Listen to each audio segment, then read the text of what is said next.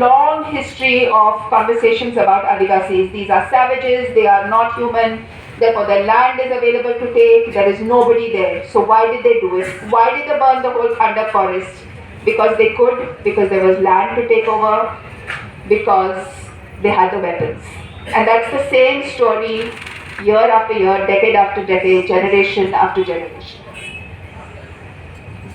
There's been a lot of conversation today about Salwa Judum. And while we got a good judgment in Salwa Judum, we failed because the state simply renamed all the special police officers as armed auxiliary forces. They gave them better guns, they gave them more money, and they continue to do the same things.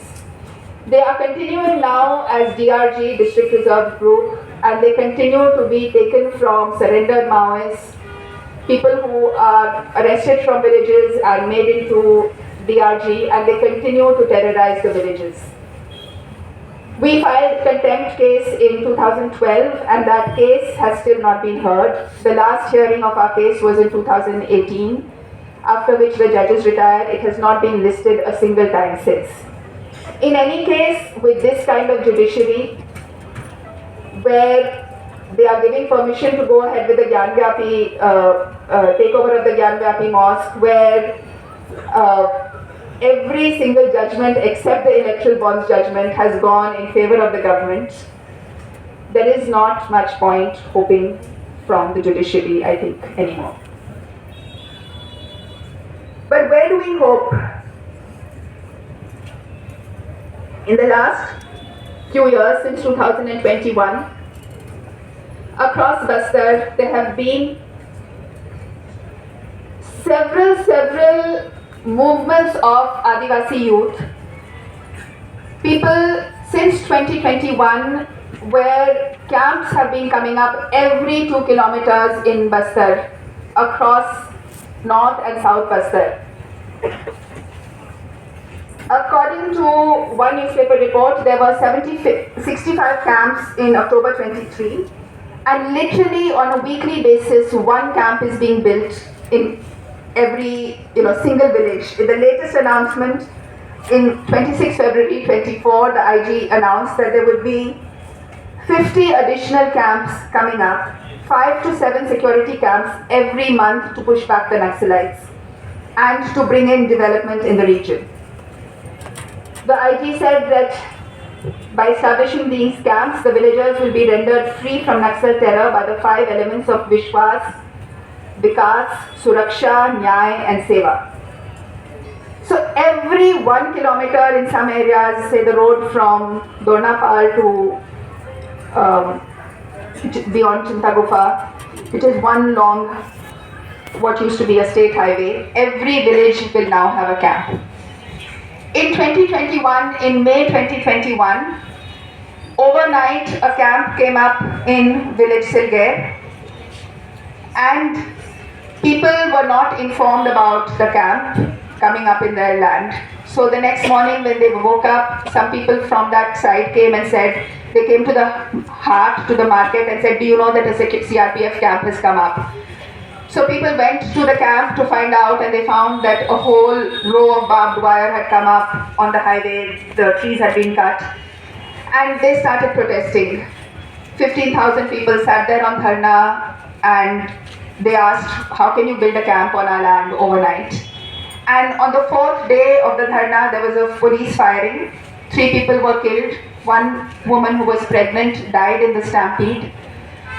And since then, since 2021 till now, 2024, for the last 3.5, almost 4 years, 3 years, people have been protesting at Silgair, they have been on dharna. We have all heard about the farmers' protests in Punjab, where they sat on dharna for a whole year.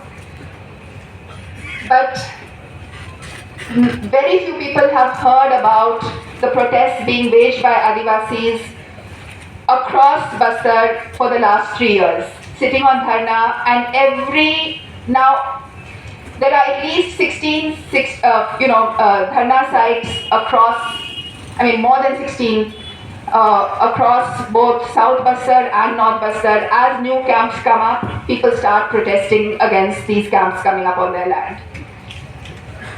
Now, if you look at the location of the camps, the government claims that these camps are necessary to stop Naxalites.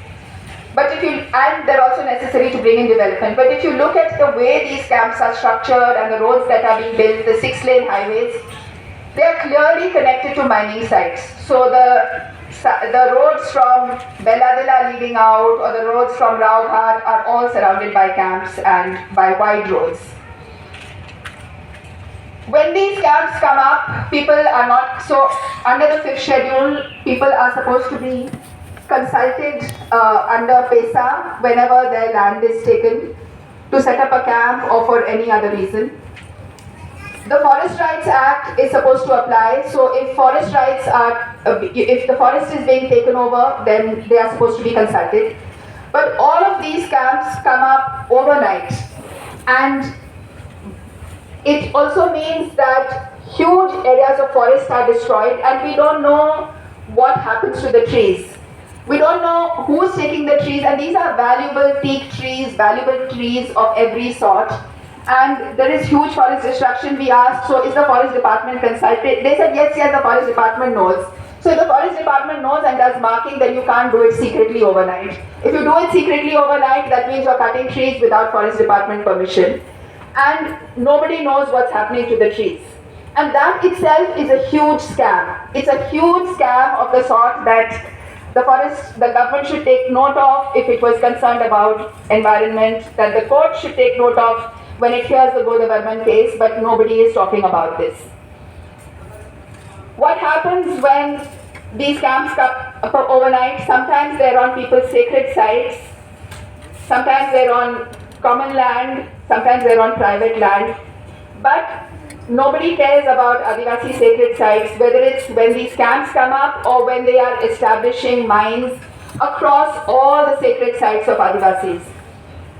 Today there's a huge thing about building the Ram Mandir where supposedly Ram Lalla was born. But what about all those places where Adivasis have been worshipping, whether it's Raughat or Belladilla or Surjagad in Gadchiroli in Maharashtra or Sirjimalli in Odisha, or you name, or in Parsagarh, in Jharkhand in the Parsavnath hills, which are also the hills of Maranguru. What is happening to all these sacred sites and who is caring about them? And these are places of continued worship. It's not even like we are stretching back into some mythical past. We are talking about current worship which is being destroyed by mines, by military camps, and by takeover by the government. Now, government has used the fact that due to Salvajudum, everybody was displaced, people were put into camps, people ran away to Andhra Pradesh, to Telangana, to say that because there is there has been no survey done in these areas, so these are not private lands, these are not patta lands, even though people have been cultivating them, but these are government lands. So just the fact of survey automatically makes them into government land, automatically allows a security camp, automatically means that people have no land, and automatically means that you can do whatever you want. Now, even if you think about the government logic that it's meant to keep Naxalites out, if you look at this village that I have been tracking since 2011, Tadmetla, there was a Jan Adalat in Tadmetla in June last year where 2 people were killed. And it's right next to a camp. People know about it.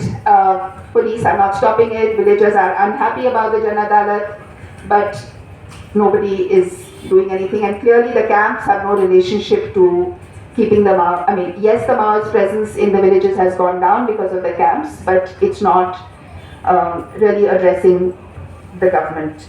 At the same time, fake encounters have increased whenever camps come up. So in the same village, Tadmetla, there was a fake encounter. People who were going to the